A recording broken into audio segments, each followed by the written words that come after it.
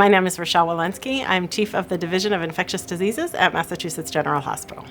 As we head into these winter months, I think it's really important to understand where we are as a nation and as a state. Certainly, we've now entered a third surge. We had a surge in the spring, a surge in the summer, and now the expected surge that we saw going into the fall and winter.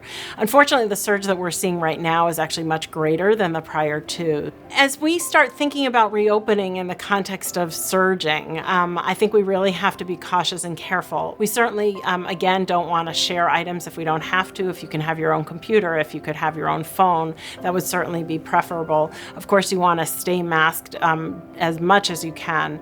The one place where we have seen clusters, and this is true in hospital settings and other settings as well, is when we take off our masks to eat. So I think it's really important that we make sure that if we're going back to the workplace, that wherever it is that we decide to eat or drink, where we take off our mask, that we are nowhere near 6 feet of another person, especially during those activities.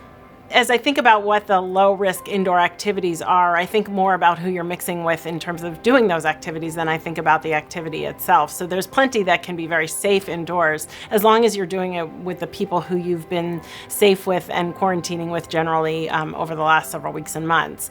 When you start opening your household to other people, to people who you haven't been potting with, to people who may have been going to school, who may have been in other settings, and then of course you're taking your masks off in your own household setting, that's really when I think the concern is. I think for older relatives, it's our responsibility to make sure that we are safe as we interact with them, and that means masking, but it also means quarantining for the 2 weeks before, to make sure that we can do all that we can to protect them during these times when there's just so much COVID out there, and so many young people can be asymptomatic. Up to 40% of people are asymptomatic. So what I really worry about is those college kids who are coming home. They've been mixing with other college kids in their university settings. They come home, they might be asymptomatic, and then they want to go visit grandma, and I worry a lot about those kinds of scenarios. I think our future here is bright. I think we have promise of the fastest vaccine ever developed for humankind. We have a vaccine in 11 months. And we have a plan and a vision for implementing this vaccine in the year ahead, such that we will eventually see our way out of this pandemic. In the meantime, however, we need to stay safe.